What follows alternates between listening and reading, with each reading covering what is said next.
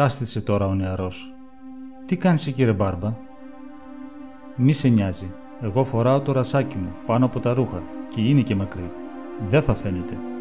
Και ύστερα εδώ μέσα θα έχει ζέστη σε λίγο. Μη σε νοιάζει».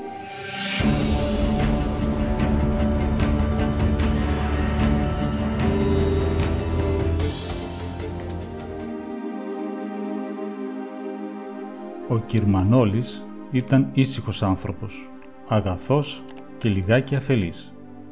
Είχε 14 χρόνια νεοκόρος στους Αγίους Ταξιάρχες.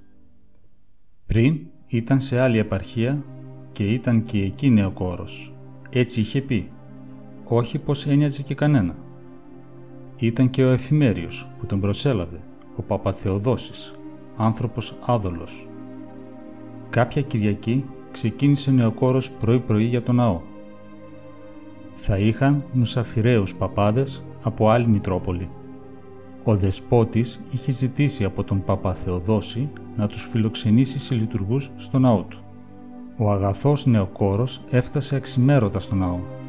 Το κρύο τσουχτερό, καθώς έκανε να βάλει το κλειδί στην είσοδο, διέκρινε λίγο απόμερα στο σκοτάδι κάτι να κινείται. Τον πλησίασε ένα παλικάρι στον πόη του.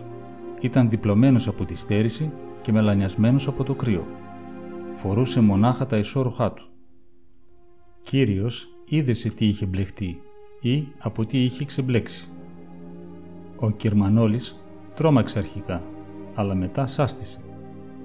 «Τι συνέβη, ρε παιδί, γιατί είσαι έτσι?» «Άστα, Μπάρμπα, έχεις τίποτα να μου δώσεις να φορέσω?»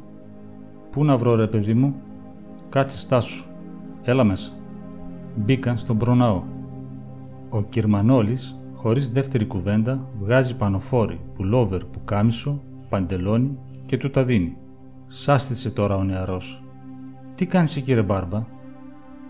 «Μη σε νοιάζει. Εγώ φοράω το ρασάκι μου πάνω από τα ρούχα και είναι και μακρύ. Δεν θα φαίνεται. Και ύστερα εδώ μέσα θα έχει ζέστη σε λίγο. Μη σε νοιάζει. Δεν κάθεσαι κι εσύ. Θα ζεσταθείς». Ο νεαρός είχε ήδη γυρίσει την πλάτη του και κατέβαινε τα σκαλιά, με τα ξένα ρούχα φορεμένα. Η λειτουργία προχωρούσε. Ο Παπαθεοδόσης και άλλοι 3 ιερείς με τα άμφια τους συλλειτουργούσαν, όρθιοι γύρω από την Αγία Τράπεζα. Κάποια στιγμή, εκεί γύρω από το «πρόσχομεν τα Άγια της Αγίης», ο Παπαθεοδόσης σήκωσε το κεφάλι και πρόσεξε σε μία γωνία του ιερού τον Κυρμανόλη, που μόλις είχε μπει, εμπερίστατος και αγχωμένος όπως πάντα, για να τα προλάβει όλα. «Βρέσε καλό του», είπε από μέσω του ο καλόβουλος ιερέας. «Σήμερα βρήκε ο ευλογημένος να κάνει τις κορδέλες του. Σήμερα που έχουμε κόσμο. Αντί να βάλει το κλασικό μαύρο ρασάκι, πήγε και έβαλε αυτή τη λευκή κελεμπία. Σήμερα βρήκε. Ίσα δηλαδή να το δουν οι ξένοι και να βρούμε κανένα μπελά με τέτοια καμώματα.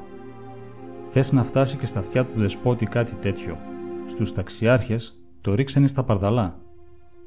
Μέχρι το τέλος της ακολουθίας, ο Παπαθεοδόσης δεν μπορούσε να ηρεμήσει. «Ρε πειρασμός που μας βρήκε Κυριακάτικα, και από εκεί που δεν τον περιμέναμε».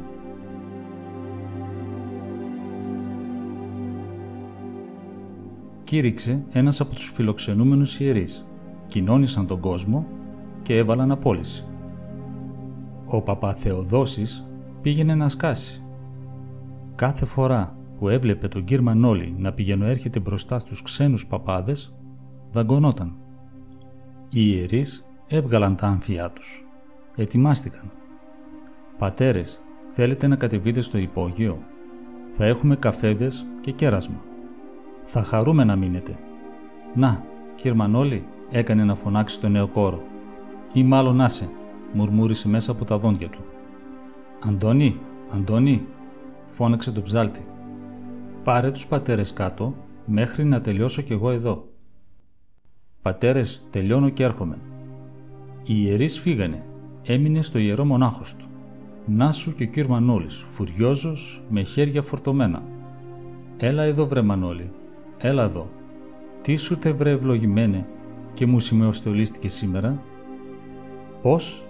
έκανε ο Κυρμανόλης με το χαρακτηριστικό βλέμμα του ανθρώπου που σε κοιτάει από το βάθος της αφέλειας. «Πού πήγες και το βρήκες, βρε άνθρωπέ μου, αυτό το ράσο? Μα ρεζίλι θέλεις να μας κάνεις?» «Πάτερ μου, εσείς μου το δώσατε. Είναι λίγο άπλυτο βέβαια, αλλά κεριά είναι. Μην νομίζετε ότι φεύγουν και εύκολα».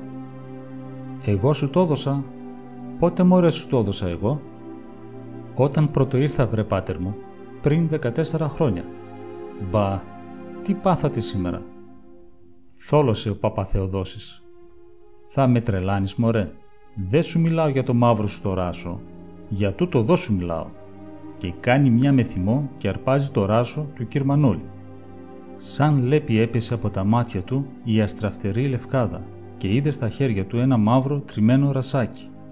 Θα μπω από τη χρήση και τα κεριά. Και έτσι όπως το ανασήκωσε, βλέπει γυμνά τα πόδια του κυρ Μανόλη, σαν να φορούσε από μέσα κοντό παντελονάκι. «Τι έγινε, βρε Μανόλη?» ρώτησε με φωνή ξεψυχισμένη, σαν να του είχε έρθει ζαλάδα.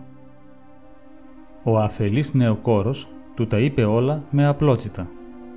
Ο Παπαθεοδόσης είχε καταπιεί τη γλώσσα του.